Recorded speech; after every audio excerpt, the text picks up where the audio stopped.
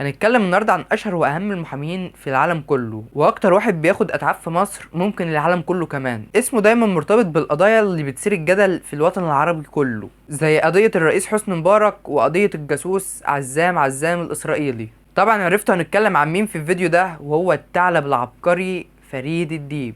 بس قبل ما نبدأ الفيديو بتاعنا ما تنسوش اللايك والسبسكرايب والشير عشان القناة تكبر، وكملوا الفيديو للآخر عشان في آخر الفيديو فيه مفاجآت حلوة أوي كتير. ويلا نشوف ايه الحكاية. اسمه فريد عباس الديب، اتولد في حي القلعة في محافظة القاهرة.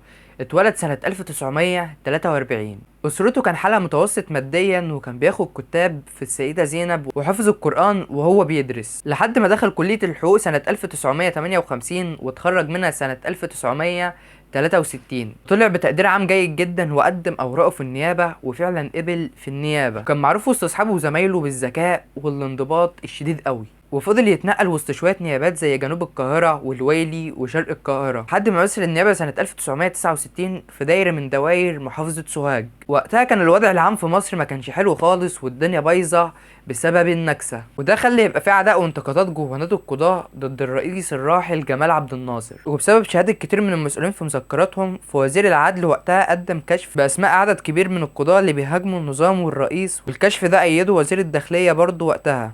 وبسبب كده تم عزل عدد كبير من القضاة، وانهم قالوا ان هم ضد النظام وضد الاشتراكية، وانهم موالين من العائلات الارستقراطية، ودول اللي خسروا اغلب ممتلكاتهم الزراعية بسبب قانون الاصلاح الزراعي. ووقتها تم عزل فريد الديب من منصبه القضائي هو و200 قاضي كمان، وده عشان كان بيقولوا وقتها ان هم بيطالبوا بمحاكمة جمال عبد الناصر وعزله عن منصبه. وبعدها قرر فريد الديب ان هو يبدأ شغل الحر عن طريق ان هو يفتح مكتب للمحاماة. في فترة بسيطة جدا قدر الكل يعرف ان فريد الديب سهل يتلاعب بالالفاظ، وسهل يوصل لكل ثغرات اي قضية بيمسكها. ودايما كان بيحب يمسك القضايا اللي بتثير الجدل، اللي هي قضايا الرأي العام بمعنى أصح، زي مثلا قضية الجاسوس عزام اللي اعتقلوه سنة 1996 وهو اترفع عنه، وده كان جاسوس اسرائيلي بيتجسس لصالح اسرائيل. بس فريد الديب وقتها مسك القضيه ودافع عنه برغم ان الناس كتير كرهته وما كانتش حابه ان هو بيعمله ده. بس برضه فريد الديب يقرر ان هو يكمل القضيه بالرغم من ان الناس قالت له بلاش، وزمايله قالوا له بلاش عشان كده ده انت بتسيء للنقابه. بس فريد الديب كان مقتنع ان المتهم بريء حتى تثبت ادانته. واللي اتقال وقتها زي ما انتم هتتوقعوا حالا بالظبط، ان اللي اتفق مع فريد الديب مسؤولين في اسرائيل واتفقوا معاه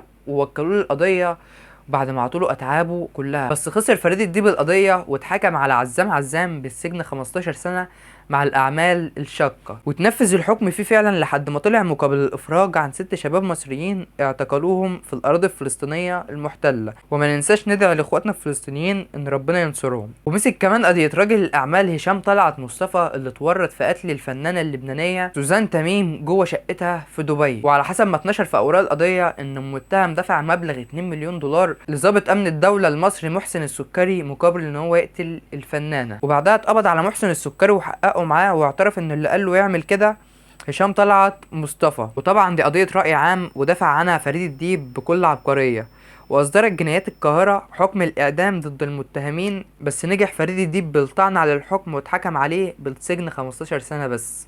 وبعد ثورة يناير 2011 اتوجه تهم كتير لمسؤولين كبار في الدولة، وأولهم الرئيس حسني مبارك وأسرته، وكمان وزير الداخلية السابق حبيب العدلي. وأشهر التهم اللي اتوجهت ليهم قتل المتظاهرين في الميادين. واول ما اتقبض على حسني مبارك دفع عنه فريد الديب في كل التهم اللي اتوجهت له، والقضيه دي اتعرفت بمحاكمه القرن. وفريد الديب عمل مجهود كبير جدا عشان يثبت براءه حسني مبارك في القضيه الاساسيه اللي هي قتل المتظاهرين في الميادين. وبعد 36 جلسه والجلسه الاخيره في 2 يونيو 2012، والحكم كان بالسجن المؤبد لحبيب العدلي وحسني مبارك، وبراءة مساعدين وزير الداخلية، وبراءة حسني مبارك في قضية الفساد المالي، وبراءة علاء وجمال مبارك في التهم اللي اتوجهت لهم كلها.